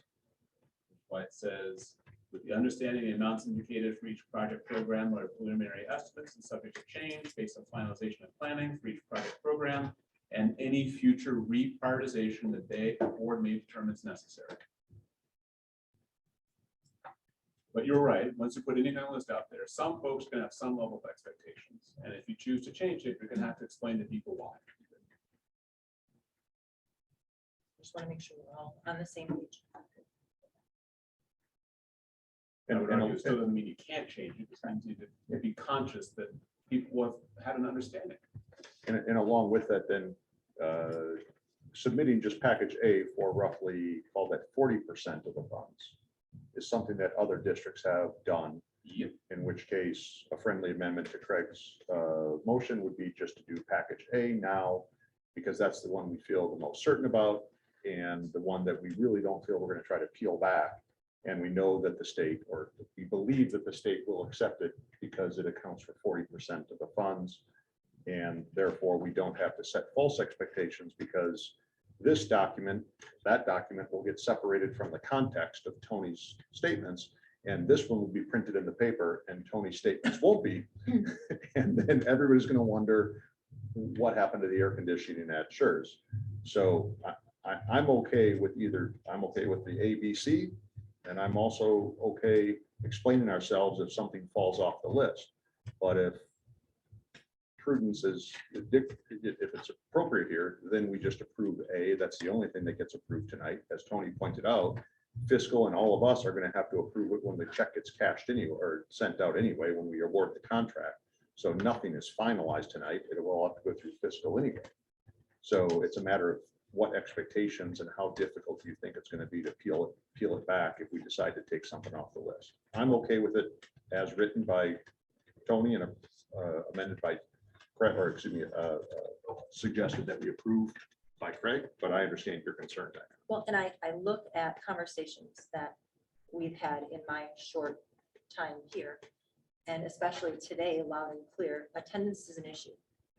Yet there's nothing here that addresses that.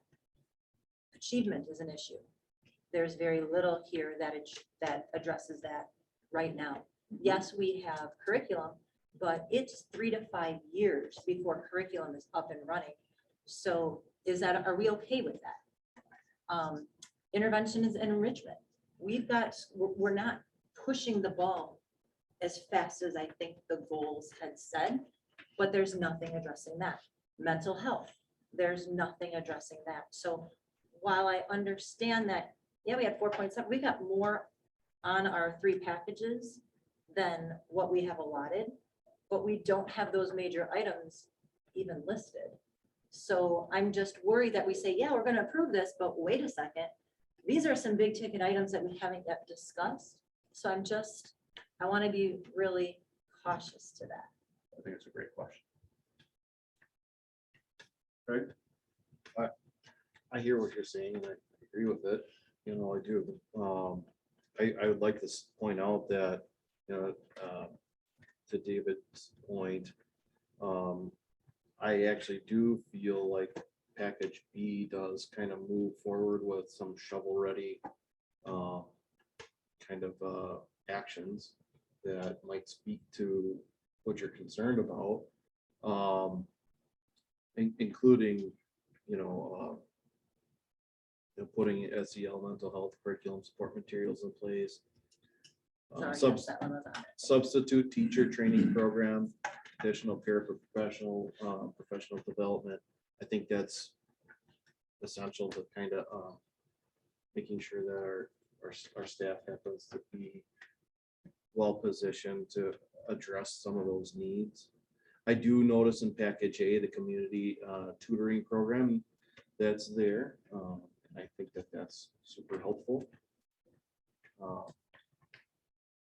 Yeah, and I also acknowledge that there's still funds available to kind of address some of those things.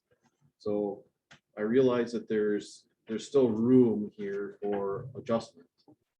This is getting the concepts that have been discussed on paper now, and it's not perfect, but I think it's a step in the right direction to moving this forward.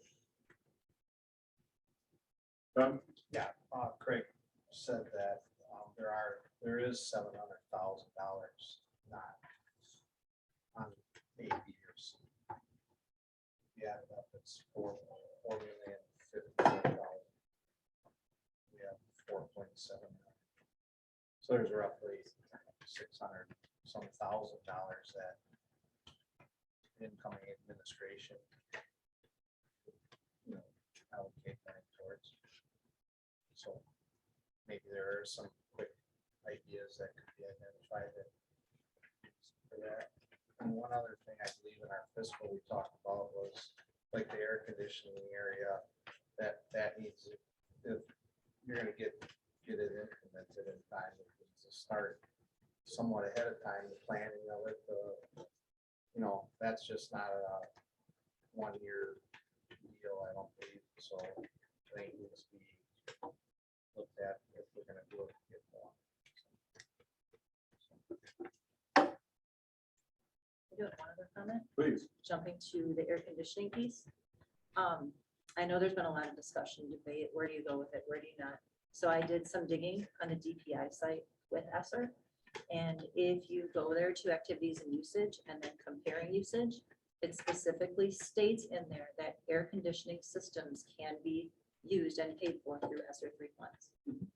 So I know it's like, is that an appropriate thing? So I just, in case someone was right, hey, is that a good use or an appropriate use? It's been allowed. Yeah, I feel sorry, more yeah. comfortable that yes, it is appropriate. Yeah, and I had the same concerns, and I was thankful to contact DPI, and they were extremely helpful and clarifying that for me too. Other comments or questions on the motion? I have Dave, I get, going through it, I had just general comments. While I understand the reduction in the math and the science curriculum, and I understand that that's not going to be immediate, I think those are things probably near the original scope versus a third less that is needed and to be put into motion for the district to move forward and be prepared for the future. Science and social studies in particular has been kicked down the road for probably decades. So kicking it down more just postpones that even further. Math is far off. I have some discomfort over the limited term advanced learner coordinator. I don't like the idea of hiring additional staff on a limited term. Affect a very small portion of our student body. And its direct correlation to use of the ESSER funds. As Doug and others have pointed out too, I think staffing in general.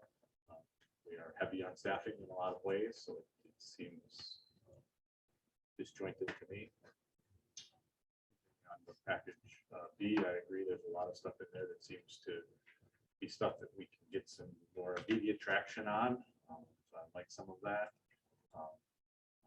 To me, seeing enrollment and seeing the only thing there, marketing piece being there. To me, I think that needs to be more. You say marketing without sales is just throwing money at nothing. So to me, I would actually like to see step wholeheartedly into chasing our enrollment, and that is marketing to it and selling it once we have that person engaged. Can't rely on a bunch of fragmented staff members to try to do that. We need something there. Too far, but I don't think that, you all know, I don't agree with the air conditioning. Although allowed by the DPI, I don't think it fits at all the spirit of what we're trying to do. Putting that into fiscal responsibility with the budget scenario that we have and so forth, that just seems not fiscally responsible, but fiscally irresponsible. This stage for these funds. Other comments or questions?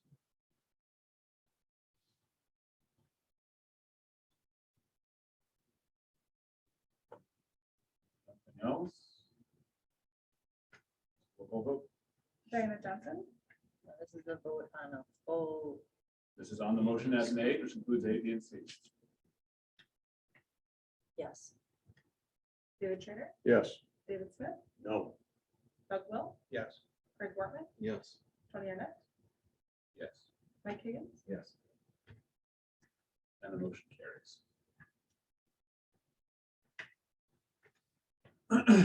Please note the item 2 in that, which just gave our new superintendent to do. $675,000. Next level. item. All right, resolution 9142, purchases over $20,000. Do I hear a motion on 9142? So Second. Moved by Doug, seconded by Diana. As was mentioned, these were all reviewed in pretty extensive detail at the fiscal management meeting. I would like to note that 2 of these items, given our action we've just taken on 9141, fall under that, which is the very first 2 items that you see listed, English elementary literacy materials and the English language learners materials. So both of those were on that list. This is our So first they're not action an toward making that list happen. they're not additional. They're not additional, those will be So funded. there's an approval of elementary literacy Yes. here. Enacts. Commits ESSER dollars done spent. Well, we committed the ESSER dollars in previous motion, and now we're actually going to spend them. Okay. Okay, But those are the only 2 things. those are the only 2 on this items on list. that list. That is correct, that fit that definition. And Tony, I'm just going to make a blanket comment on all these expenditures. As you know, I own a company that supplies mechanical insulation to companies that install boilers, HVAC, et cetera. And from time to time, you all award contracts to vendors who then purchase their services from me. NAMI is one of them.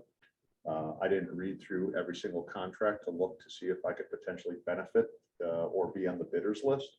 So take that as a standing abstention from any vote that might involve a contractor that might hire my firm. Okay. Any other comments or questions on the motion? Hearing none, roll call vote, please. Diana Johnson. Yes. David Schrader, Yes. David Smith, Yes. Doug Will, Yes. Craig Wortman, Yes. Tony Arnett, Yes. Mike Higgins. Yes. Motion carries. Next is 9143, the preliminary budget. Do I hear a motion? Moved by Diana, seconded by Mike. I did have a question, which is in your presentation. Mr. Williamson, you mentioned that this included one proposed position. Yes, What was that position? that was the the additional full-time administrative assistant for special education. It's just in there right now. It's the one that was. Well, we- that was- Given that the committee specifically did want one for that, I'm going to But in HR, in the committee, we did not not have it remove No, ready that. to. no, we did not vote on it at all. I'm just- but I Right, but we told the didn't committee take that it, yeah, it is in so the budget. You open to removing that from your motion? That Yes, Position, yes. okay, Mike as a seconder? Yeah. All right, so that excludes that, you can remove that from Okay. the budget, please.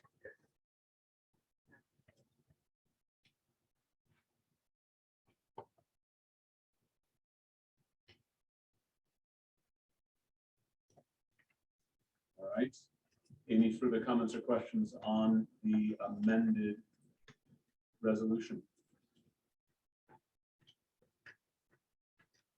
Hearing none, roll call vote, please. Diana Johnson, Yes. David Schrader, Yes. David Smith, Yes. Doug Will, Yes. Craig Wortman, Yes. Tony Arnett, Yes. Mike Higgins. Yes. And the motion carries. And our last item is 9144, the employee handbook revision for the leave donation addendum. Do I hear a motion? Second. Moved by Mike, seconded by Diana. Any comments or questions on the motion? Margaret, who is the entity that ends up deciding whether the leave is So- approved or not? Is it?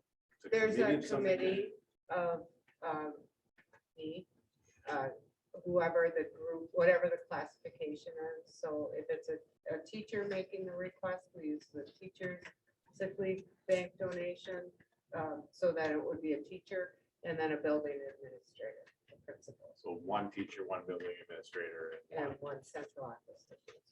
that's where you vote.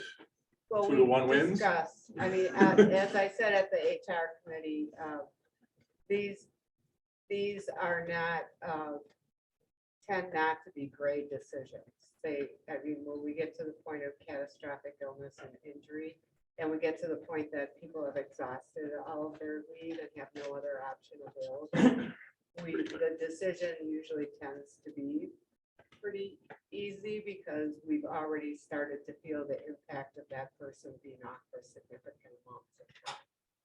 But it would be the three, I guess, we never really set up, like, are we going to go by goal? Or because I will say, all of the sick leave donation issues I've dealt with, they've been quite severe, quite sad, and like, didn't require a lot of reflection, you know, the right thing to do was.